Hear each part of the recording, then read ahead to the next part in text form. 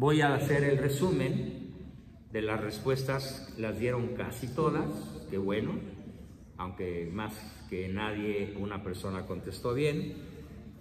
Mire, lo que pasa es que cuando hablamos de fe, esperanza y caridad, todo el mundo da definiciones. Todo el mundo habla de manual, de lo que está escrito. Pero el enfoque que da un psicólogo realista, si bien no tengo nada contra las definiciones, qué bueno que existan, pero no son lo más importante. Decía otro maestro mío de la antigüedad, a quien consulto con mucha frecuencia en sus maravillosos libros, por ejemplo, uno que se llama Ética a Nicómaco, escrito por un genio, más genio que Sócrates, que se llamó Aristóteles. Tan genio que la Iglesia Católica toma la filosofía de Aristóteles y lo único que hace es bautizar, porque es profundamente cristiano. Aristóteles, 300 y pico de años antes de la venida de Cristo. Bueno, y decía Aristóteles algo extraordinario hablando de lo que hoy vamos a hablar y de lo que hemos venido hablando en las últimas sesiones, de las virtudes. No vamos a estudiar la fe, no vamos a estudiar la esperanza, no vamos a estudiar la caridad, decía Aristóteles, no vamos a estudiar las virtudes para saber qué son. No. Tiene alguna utilidad teórica. A lo mejor pasas un examen, o a lo mejor puedes dar un speech sobre las virtudes, o una cátedra, una conferencia.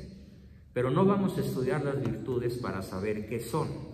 Decía Aristóteles, vamos a estudiar las virtudes para ponerlas en práctica.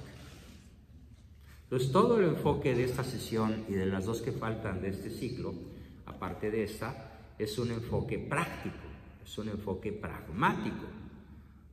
Pragmático quiere decir que se traduce en obras prácticas, visibles, tangibles, que están en un horario, en un lugar, con ciertas personas, de ciertos modos.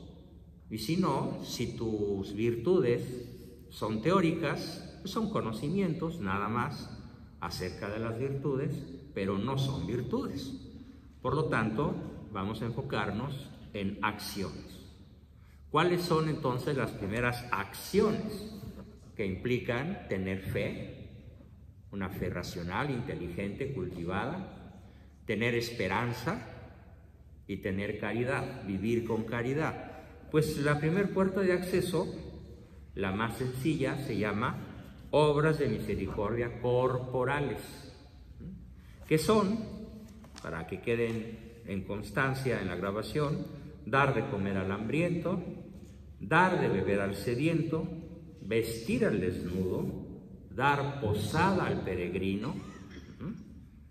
Bueno, yo aquí debo hacer un reconocimiento a varias personas que me han dado posada en sus hogares. De otra manera yo no podría estar aquí con ustedes.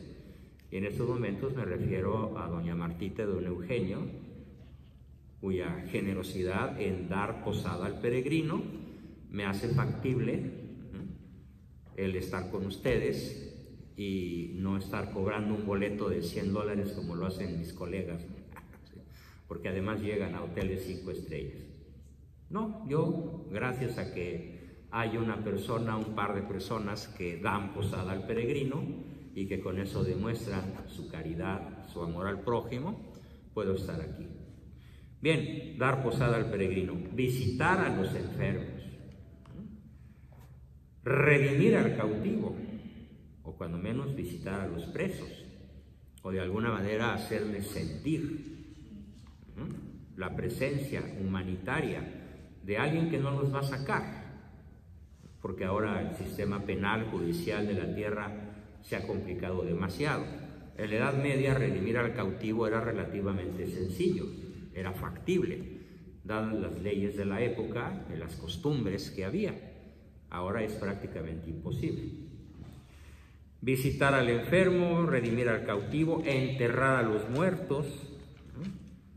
Y todo esto lo encontramos en San Mateo, el evangelista Mateo, y en el libro de Tobías, de la Biblia, que son los dos autores que más se enfocan a explicarnos las obras de misericordia corporales, que son la puerta de acceso a las tres grandes virtudes que en este ciclo llamado Solo quien se siente amado puede ser educado, vamos a analizar.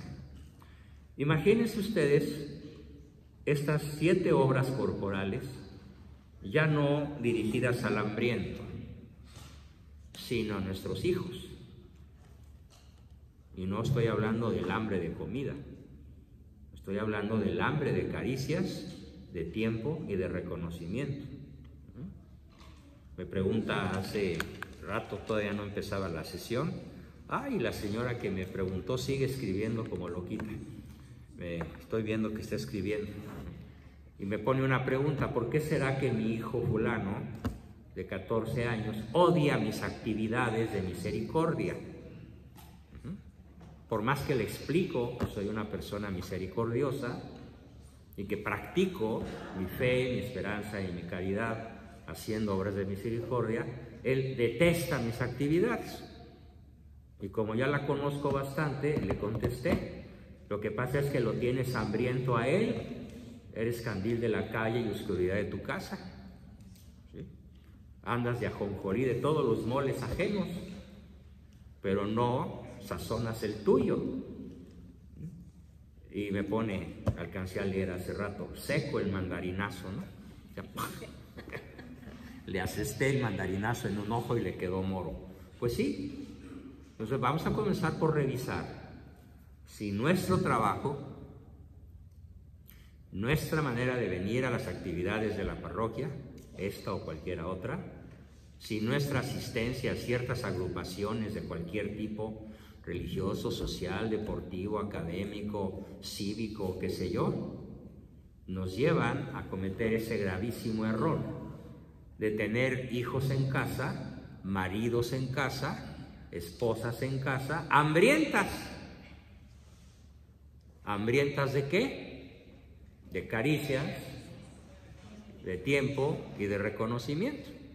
Porque por más brillante que sea tu actuación, en términos bíblicos, si no empiezas por tu casa, como dice el dicho, el buen juez por su casa empieza, si no aplicas las obras de misericordia en tu hogar, no me vengas con cuentos chinos, porque tú le crees, yo tampoco.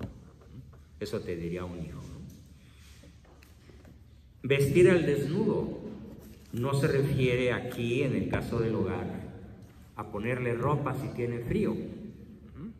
Se refiere a que muchísimas veces las personas que decimos amar se sienten desnudas ante nuestra mirada crítica y nos huyen, nos sacan el bulto. ¿Por qué mejor no los vemos con ojos de misericordia en vez de encuerarlos con la mirada? O dar posada al peregrino. ¿Qué significa en términos hogareños? ¿Cuántas veces, señoras, señores, se acerca un hijo tuyo buscando un abrazo y tú le dices, espérame, no tengo tiempo, o no me arrugues el vestido, o no me despeines, o quítate hacia un lado que voy deprisa, ¿qué no ves que ya me voy?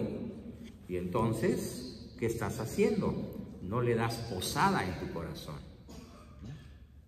O por ejemplo, visitar a los enfermos. ¿Ustedes creen que hay que esperar a que tengan calentura, a que tengan fiebre, para irlos a visitar a su habitación? No. Simplemente en un día cotidiano, en un día cualquiera, hay que visitar a nuestros hijos, hay que visitar a nuestros seres queridos, y no para darles la orden de que arreglen su cuarto, que es un desastre, guarden sus juguetes, bajen la ropa sucia con el chunde de donde se debe de poner, sino visitarlo para platicar, para intimar, nada más. Tú podrías andar por el planeta haciendo las obras de misericordia, pero ¿por dónde vamos a comenzar con ellas? Por la casa. Por nuestro hogar. Corrijo, no me refiero a la casa, me refiero al hogar, para que sea un hogar. Además, si somos misericordiosos, con nuestros hijos, ¿qué creen? Para ellos seremos el rostro de Dios. Hoy la juventud es en su mayoría atea, en cuanto llegan al high school o al college. En México a la prepa o a la universidad. ¿Por qué? Porque no tuvieron la misericordia, la mirada de misericordia corporal y emocional por parte de sus padres.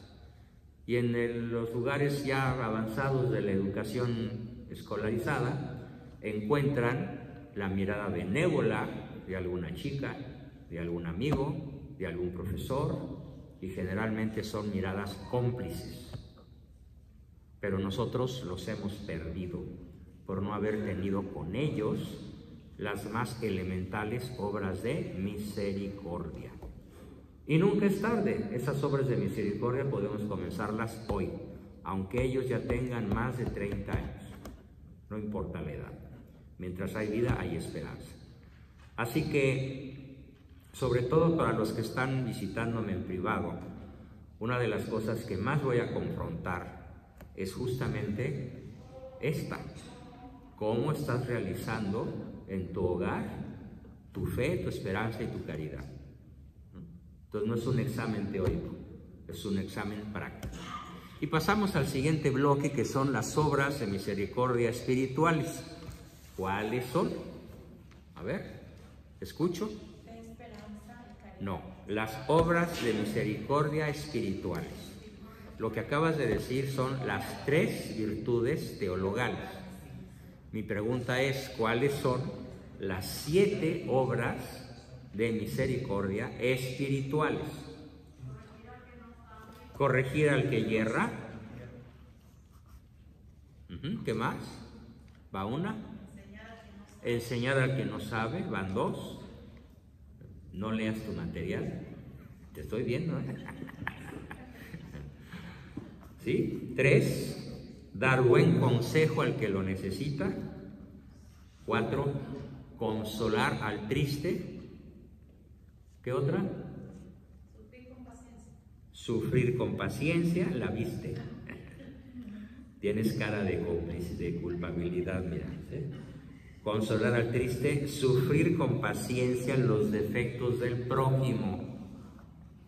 Sufrir con paciencia los defectos del prójimo. Algunos hablan en la boca y dicen, pues sí, qué fuerte. Qué fuerte. Perdonar las injurias. Es una obra de misericordia. Y rogar a Dios por los vivos y muertos. Entonces, si trasladamos esto, que es un consejo bíblico evangélico genérico, que aplica a todo mundo, al que nos vamos encontrando, como el caso del buen samaritano que encuentra a un extranjero, al que recoge, lo lava, lo unge con aceite, lo lleva a un mesón, le deja un denario al posadero para que se encargue de la salud del herido. Si esto aplica con el desconocido, el problema es que podemos ser muy misericordiosos, muy generosos con los desconocidos. Pero como dicen en Nicaragua, la hermana República de Nicaragua, voy a tratar a ver si me sale el nicaragüense. La confianza es un asco, chico, un asco. No dicen asco porque no pueden pronunciar la S por allá. En ese país dicen asco. La confianza es un asco. Sí, es cierto. Cuando tienes mucha confianza con papá, con mamá, con los hijos, ¿cómo eres? A ver, repasemos. Fíjate, corregir al que yerra, ¿cómo lo haces? A gritos, con groserías, con rispideces, de manera dura, de manera ofensiva. Ya se están viendo unos a otros, ¿verdad? Estoy pisando los callos, qué bueno. Entonces no me vengan con el cuento de que tienen mucha fe católica, mucha esperanza y mucha caridad, si corrigen al que yerra a gritos, a golpes y sombrerazos, cuerazos y amenazas. No. O si enseñas al que no sabe, burlándote de su estupidez. ¡Ay, qué menso es! Y además sueles añadirle igualito que la burra de tu mamá. ¿A eso es enseñar al que no sabe? O dar buen consejo al que lo necesita, es decirle, mira, hazlo como yo lo hago. Eso es soberbia, presunción. O por ejemplo, consolar al triste. Fíjense qué concepto tiene el mexicano en general para consolar al triste. No estés triste, todo va a salir bien, ya verás. ¿Sí? ¡Qué estupidez! ¿A quién se le ocurre? ¿Sí? Pero qué subcultura, qué contracultura más paradójica tenemos. Decirle sana colita de rana, no te preocupes, todo va a estar bien, ¿sí? O cuando la novia acaba de terminar a nuestro hijo de 18 años y llega la mamá a consolarlo. Ay, hijo, viejas hay muchas, ya lo consoló. Que el otro tiene el corazón a punto de infarto, ¿sí? Y según la mamá ya lo consoló, ¿no? ¿Sí? No, a ver entonces, en el concepto con el que arranqué, la fe, la esperanza y la caridad, que van unidas las tres, son inseparables, estas tres virtudes, tienen que traducirse en acciones que hagan sentirse amado a la persona con la cual decimos que tenemos un vínculo. ¿Qué haces con la persona que está triste?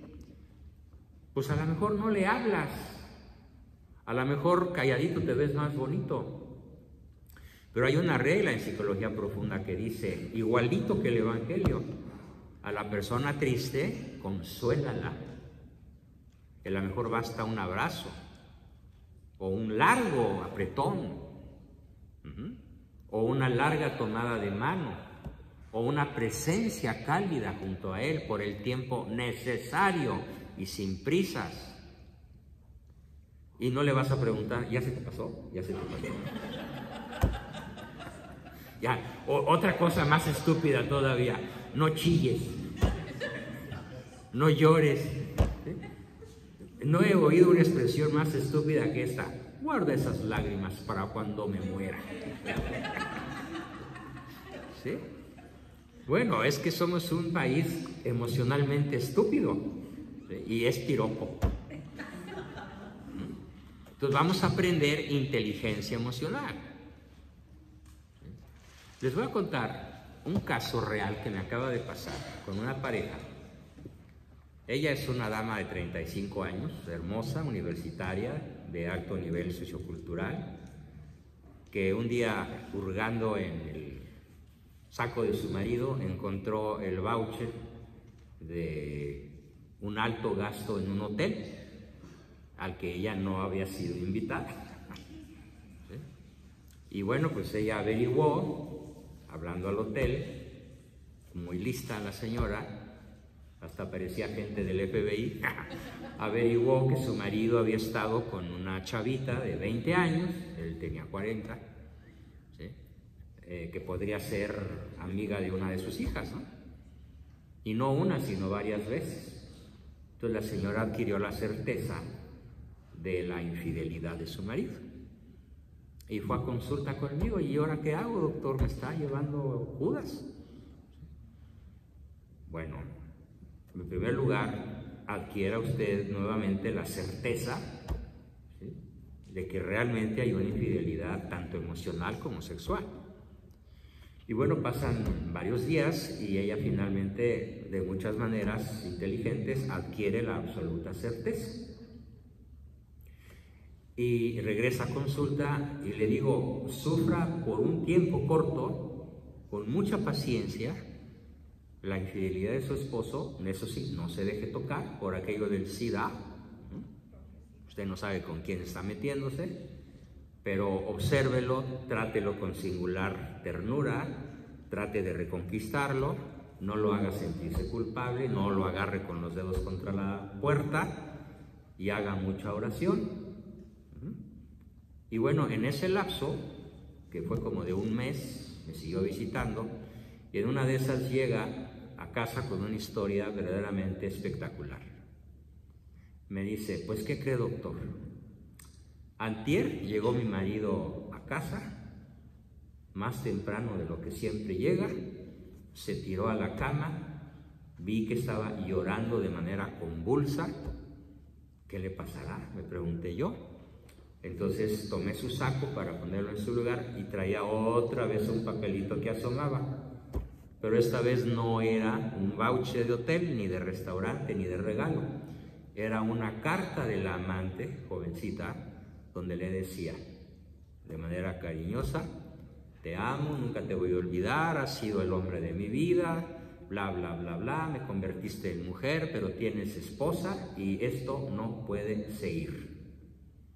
Adiós para siempre. La amante lo termina. Y entonces, ¿qué siente el adúltero?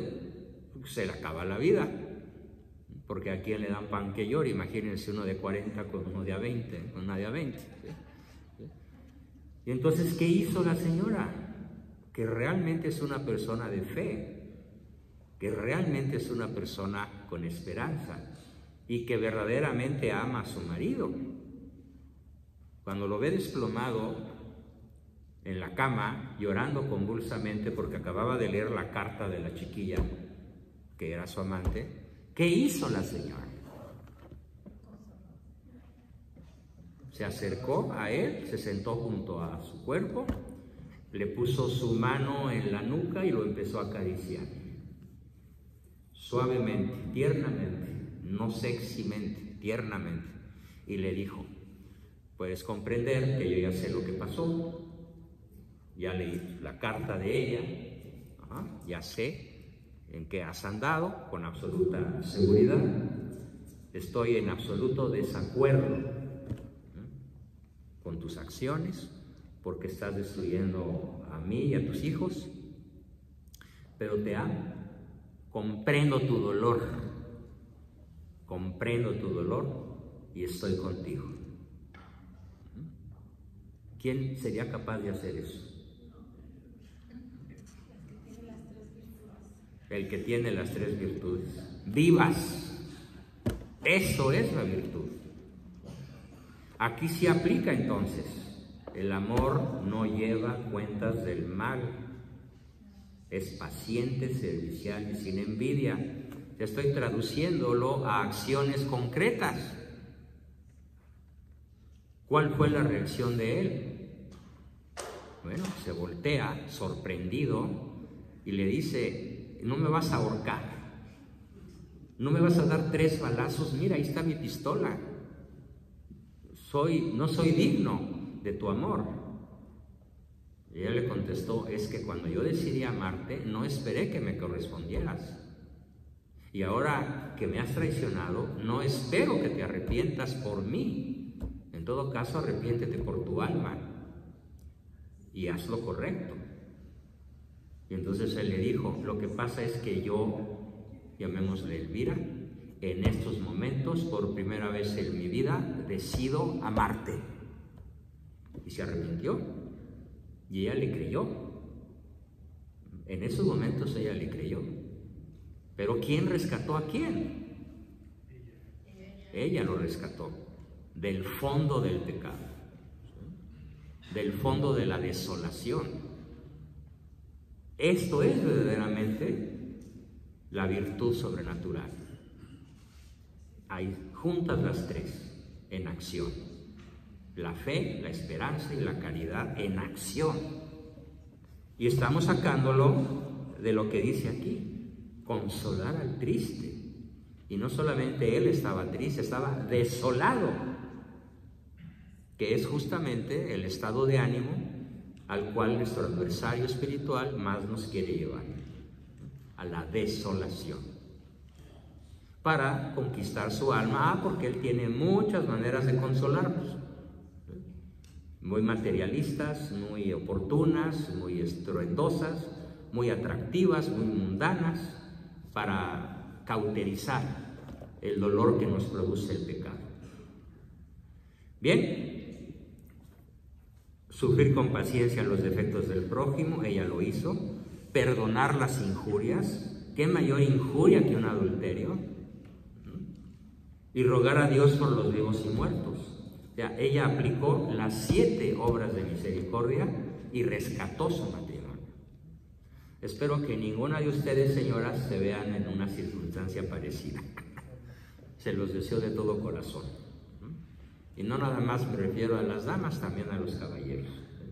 Porque ahora ya también ellas andan por ahí de tumbahombres, de hombreriegas. Ya no se sabe quién está peor, hombres o mujeres. Bien, ahora la siguiente pregunta. ¿Cuáles son las 8 bienaventuranzas? No lean el material. A ver, ¿quién se acuerda de las 8 bienaventuranzas? Bienaventurado el que llora. Bienaventurados los que lloran, porque ellos serán los afligidos, porque ellos serán consolados. Llevamos una. Bienaventurados los pobres de espíritu, porque ellos verán a Dios. ¿Qué más? Llevamos 2 de 8. Y los justos. Los humildes.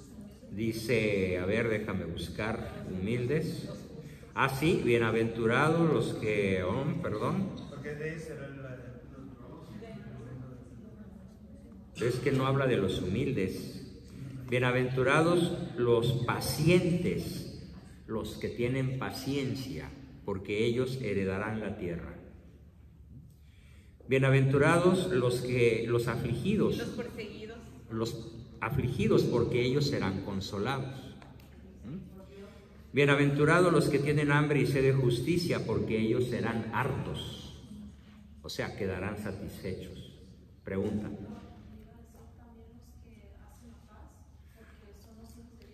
Sí, bienaventurados los pacificadores. Muy bien, grande aportación, felicidad, muy bien. Bienaventurados, bueno, atinaron a 3 de 8. Qué bien. Bienaventurados los pacificadores, porque ellos serán llamados hijos de Dios. Los que aman la paz, los que hacen la paz, los que prefieren un mal arreglo que un buen pleito, los que saben ceder y no pelear. Los pacificadores. Uno de los probablemente más grandes pacificadores del siglo XX, pues no es un santo, pero es un hombre sumamente virtuoso que ya murió a muy avanzada edad, Nelson Mandela, el presidente de Sudáfrica, que logró hacer la paz entre blancos y negros después de más de 4 siglos de guerra civil y de tortura y crueldad extremas de los blancos llamados afrikaners contra los originales poseedores de la tierra en Sudáfrica, en el sur de África. Bienaventurados los perseguidos por ser justos, porque de ellos es el reino de los cielos. Bienaventurados, creo que ya las dije las 8. ¿Sí? Entonces, ¿cómo es esto si lo aplicamos a la familia? Bienaventurados los pobres de espíritu. A ver, ¿cómo abordamos a nuestros hijos? ¿Cómo abordamos a nuestro cónyuge? Desgraciadamente, mi crítica aquí tiene que ser muy aguda, muy certera. Generalmente, cuando nos dirigimos al cónyuge, a los hijos, asumimos una actitud de yo estoy bien, tú estás mal. Yo tengo la razón, tú siempre te equivocas. ¿Cuál misericordia? Vamos a aprender hoy a invertir la manera de acercarnos. No nos acerquemos con riqueza de espíritu. Yo estoy bien. Yo sí sé. Yo tengo más experiencia. Como le decía hace poco un alumno mío que no avanza, le decía a su esposa, delante de mí, doctor, es que dígale a mi esposa, por favor, qué terrible es para mí vivir en el reino de la ineficiencia, de la ineficacia, en el mundo donde nada le sale bien a esta señora. Y cuando vi cómo la humilla delante del terapeuta, pues en esos momentos ya no necesité hacer un diagnóstico, ¿no? Ya sabía a quién le faltaba la cordura. ¿Por qué? Porque ¿cómo nos damos entonces para ser realmente dignos de ser llamados hombres y mujeres de fe, de esperanza y de caridad, ¿cómo nos vamos a acercar a los nuestros? Con lo que el Evangelio llama pobreza de espíritu, y la pobreza de espíritu quiere decir ausencia de espíritu de superioridad, ausencia de soberbia, de orgullo, de vanidad. ¿Sí? Reconocer, soy un pecador, tengo muchos defectos, no soy monedita de oro. ¿Cómo me acerco cuando yo tengo eso en mi conciencia? Me acerco con humildad y espíritu de servicio, y entonces poseeré el reino de los cielos. La 2, bienaventurados los pacientes. A ver, levanten la mano los que reconocen que les hace falta una buena dosis de paciencia. Todos, casi todos. ¿Tú ya la tienes? No toda, pero ahí vas. Muy bien. Paciencia. Entonces, una persona que viene, fíjense bien el cuadro, viene a la iglesia, canta alabanzas por media hora, baila, menea no sé, algún instrumento musical, la guitarra, los bajos, lo que sea, grita, se emociona, hasta se tira al suelo hablando de Cristo y de las labores de sanación, ¿sí? Y a la hora que se acerca a sus hijos es impaciente. ¿De qué diablos le sirvió haber venido a hacer alabanzas toda la tarde? Dice Cristo, no todo el que dice Señor, Señor entrará al reino de los cielos.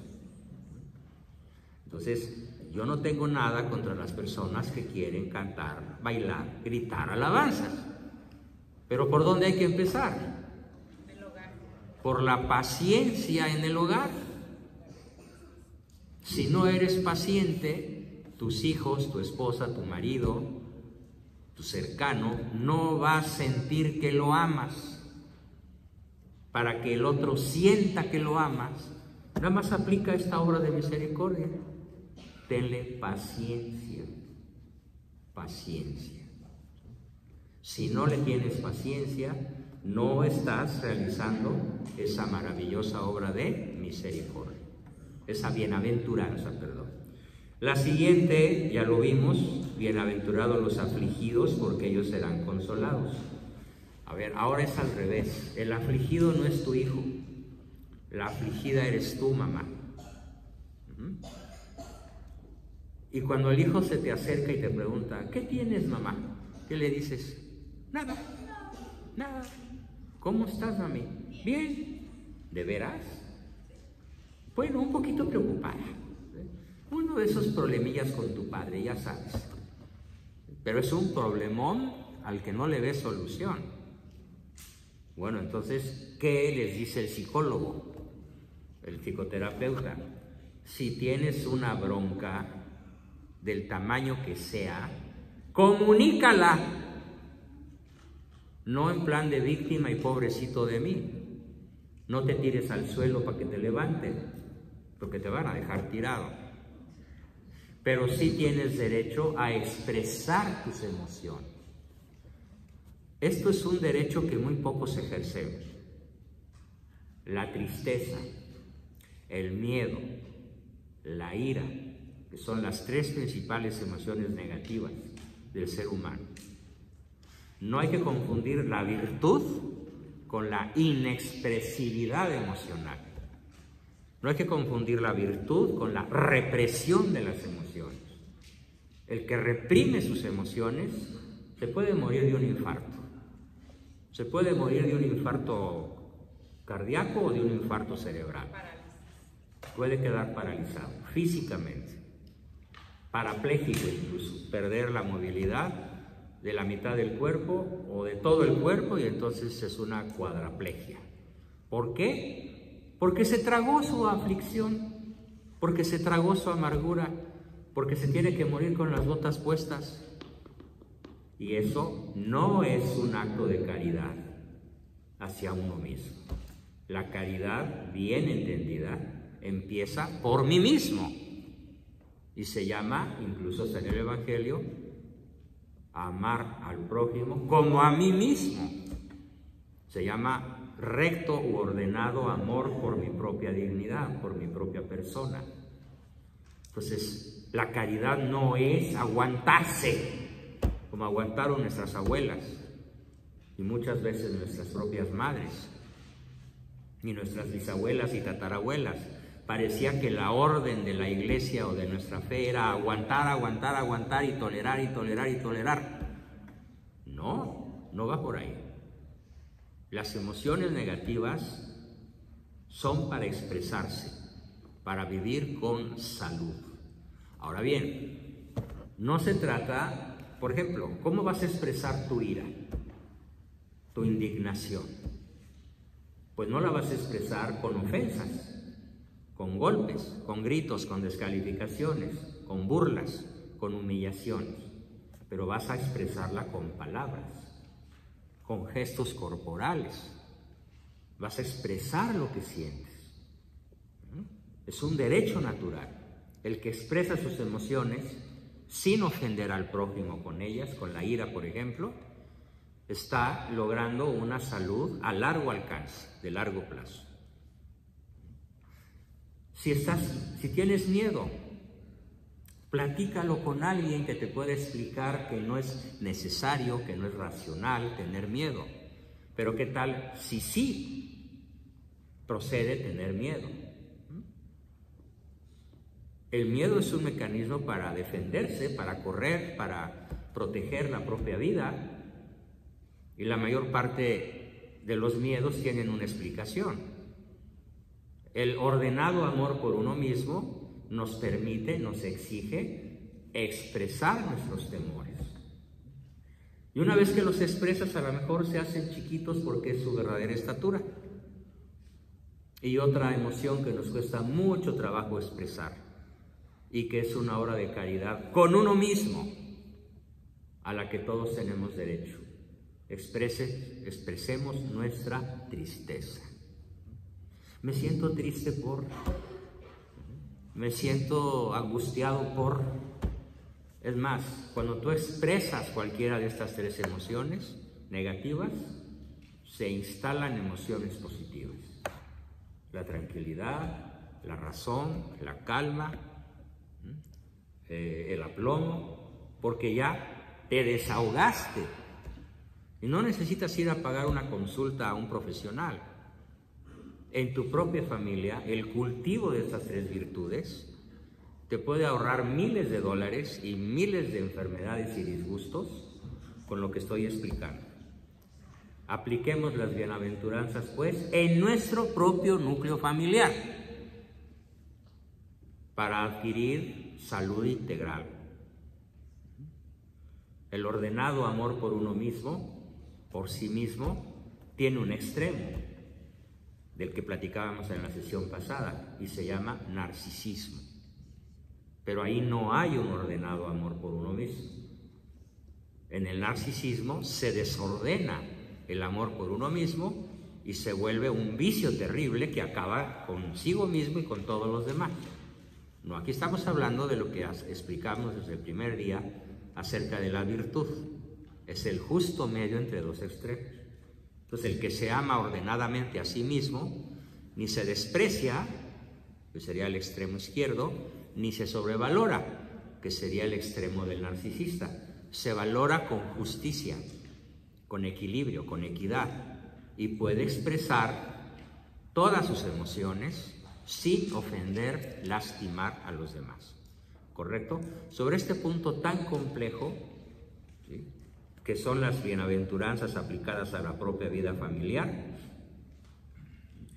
Por ejemplo, la persona puede tener hambre y sed de CTR en su familia y puede entender que su marido es un ciego de nacimiento que no le va a dar ni caricias, ni tiempo, ni reconocimiento, y que de alguna manera, en su caso especial, no procede un divorcio, porque sería un mal mayor, por X consideraciones que tendríamos que ver caso por caso. Cuando no procede un divorcio, entonces tienes hambre y sed de justicia. Piensa que un día el Señor te va a compensar si sufres con fe, con esperanza y con caridad la falta de justicia en tu hogar.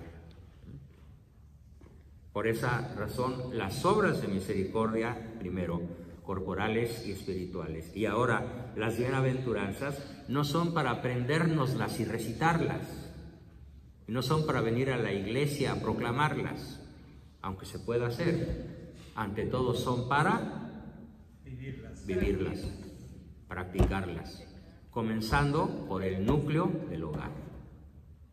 Tienen todo un programa para el resto de su vida, resumido en 9 hojas. Son un super resumen de las principales obras de varios evangelios, de varias encíclicas, con un lenguaje accesible para todos, tremendamente práctico.